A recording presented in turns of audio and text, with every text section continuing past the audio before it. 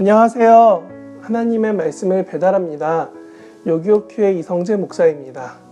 오늘 묵상할 본문은 창세기 26장 12절부터 22절까지의 말씀인데요. 제가 22절을 봉독하고 함께 묵상하도록 하겠습니다. 창세기 26장 22절입니다.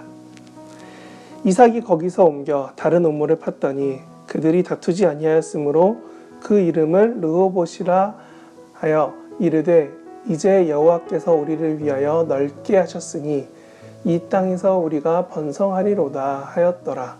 아멘. 오늘 이삭은 어떻게 하나님과 동행하며 어떻게 살았는지 말해주는 본문입니다. 하나님의 크신 계획을 기대하며 소망하는 우리 요셉 청년부 여러분들에게 이 본문이 하나님의 위로가 되시기를 진심으로 바랍니다. 하나님과 큰일 없이 무탈하게 함께 온 이삭의 삶은 오늘 본문 12절 13절과 같이 농사에서 열매가 100배나 거치며 거부가 되었다고 합니다. 이는 다르게 보면 후기 청동기 사회에서 이삭은 목축업뿐만이 아니라 농업에서도 커다란 이익을 얻고 그 당시 그 지역에서 커다란 부를 가지게 되었다 해서 거부가 되었다라고 기록되어 있는 것입니다. 당시 농경사회에서 엄청난 부는 지금으로 치면 엄청난 자본과 이에 대한 평가로 포브스 선정 2022년 신흥부자 10인 이런 거에 선정된 표지 모델 이삭 이런 느낌일 것 같습니다. 우리는 이런 갑부 무언가 거부가 된 이삭만 바라볼 때가 있습니다.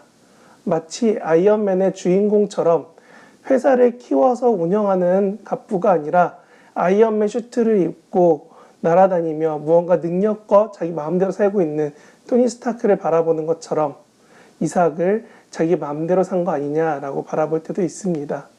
그래서인지 함께 살고 있는 사람은 이삭을 괴롭히며 떠나라고 합니다.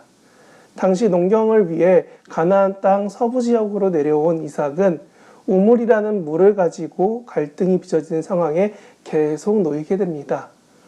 우리가 보기엔 돈도 많고 능력 있는 하나님도 함께 하시는데 그냥 확 쓸어버리지.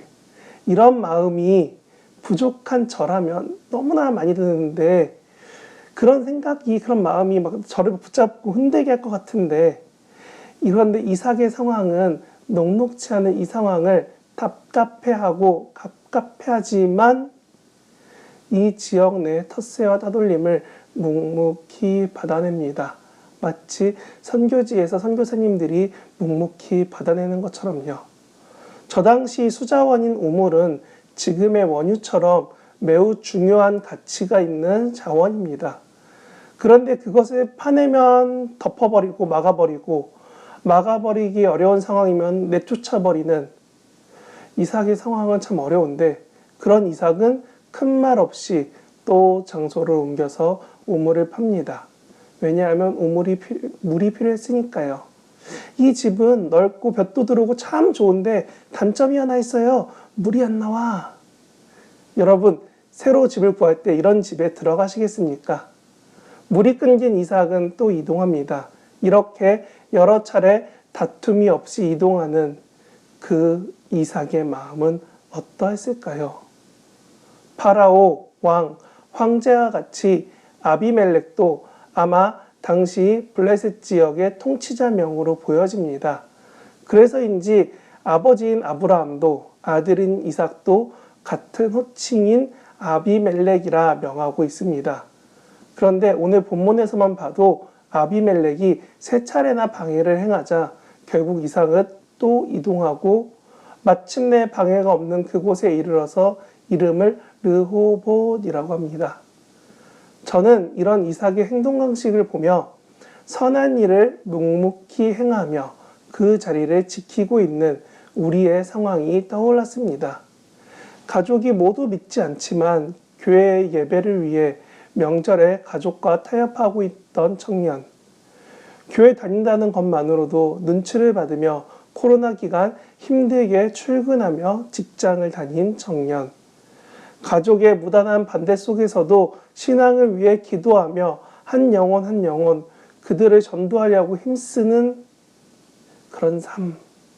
저는 이런 힘겨운 삶을 살아내는 청년들을 위해, 아니 저도 신앙의 1세대이자 목사이기에 비슷하게 느껴지는 그 같은 마음을 품으며 여러분에게 권합니다.